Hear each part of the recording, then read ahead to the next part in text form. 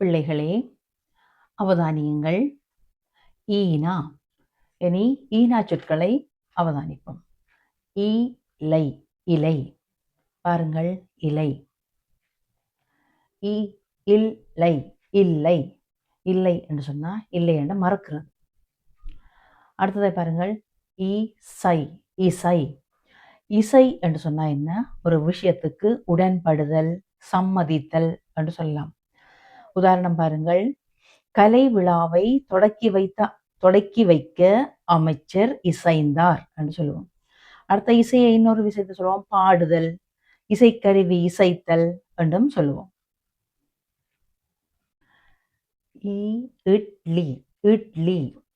இட்லி என்று சொன்னால் பாருங்கள், உளுந்தும் ரவையும் கலந்து தயாரிக்கப்படும் ஒரு வெள்ளை நிற உணவு இட்லி. அடுத்ததை பாருங்கள், இடியப்பம்.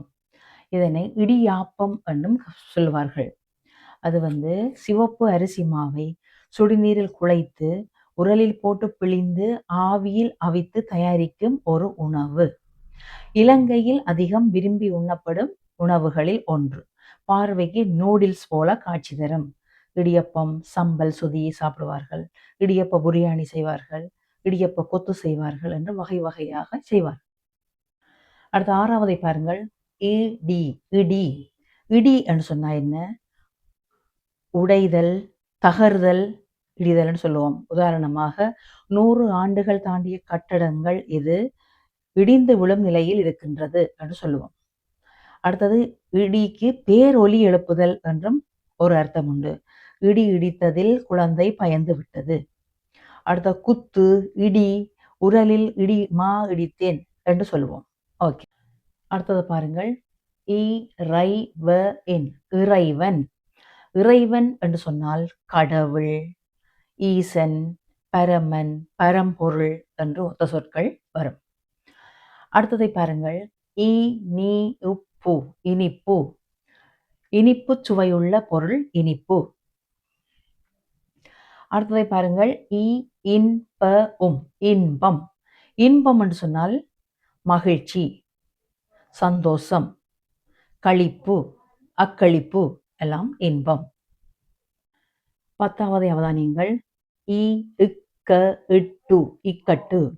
இக்கட்டு என்று சொன்னால் நெருக்கடி, கடினம், சிரமம் என்பவற்றை சொல்லலாம். உதாரணமாக, வாடகை வீடு காலம் முடிந்து விட்டது, புதிய வீடு கிடைக்கவில்லை, பெரிய இக்கட்டில் மாட்டிக்கொண்டிருக்கிறேன் என்று சொல்லுவோம். இக்கட்டு. அடுத்ததை பாருங்கள், இகம். இகம் என்று சொன்னா இம்மை, இந்த உலக வாழ்வு இகம். அடுத்ததை அவதானியங்கள்,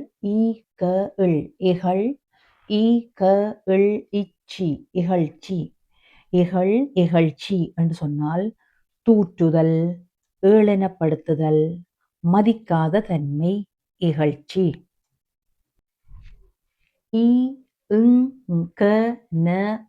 இங்கனம்.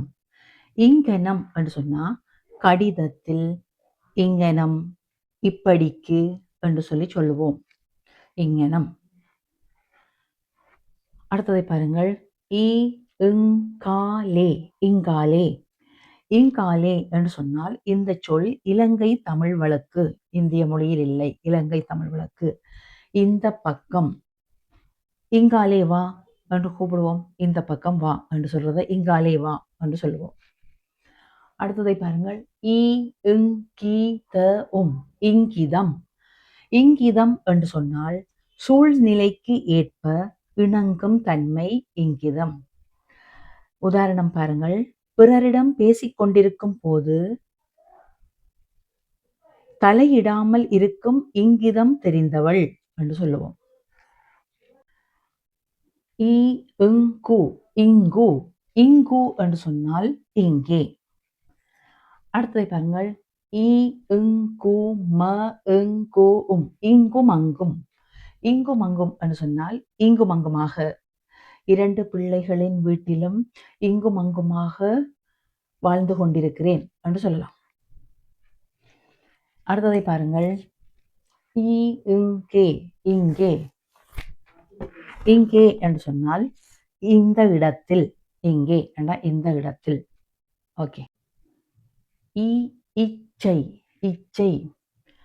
இச்சை என்று சொன்னால் ஒன்றை அடைய வேண்டும் என்பதில் காட்டும் தீவிர விருப்பம் இச்சை. ஒரு பெண் மீதும் பொருள் மீதும் ஏற்படும் இச்சையை தவிர்க்க முடியாது போராடுகிறார்கள் என்று சொல்லலாம். உதாரணம், அவனுடைய கணநேர இச்சைக்கு அவள் பலிக்கடாவானாள் என்றும் உதாரணம் சொல்லலாம். இச்சை. அடுத்ததை பாருங்கள். இச்சி. இச்சி. இச்சி. இச்சி என்று சொன்னா ஒன்றை தீவிரமாக விரும்புதல் இச்சி என்று சொல்லுவோம். அடுத்தது பாருங்கள். இசகு. இசகு பிசகாக. பிசகாக. இசகு பிசகாக என்று சொன்னால் எதிர்பாராத விதமாக, எதிர்பாராத இடத்தில் ஒழுங்குமுறை இல்லாமல் தவறாக நடந்து கொள்கிறது இசகு பிசகுன்னு சொல்லுவோம். உதாரணம் சொல்லுவோம், முதலாளியிடம் என்னை பற்றி இசகு பிசகாக கூறிவிடாதே என்று சொல்லினோம். ஓகே. இசிவு. இசிவு. இசிவு என்று சொன்னால் திடீரென ஏற்படும் வலியை தரும் தசை இறுக்கம் இசிவு. அடுத்ததை பாருங்கள். இசை. இசை கருவி. கருவி. இசை கருவி என்று சொன்னா சங்கீதத்துக்கு ஏற்ற தோல் நரம்பு கருவி. இசை கருவி. அடுத்தது பாருங்கள். இசை. இசை குழு. குழு. இசைக்குழு. இசைக்குழுன்னு சொன்னா மெல்லிசை நிகழ்ச்சி நடத்தும் இசை கலைஞர் குழு இசைக்குழு.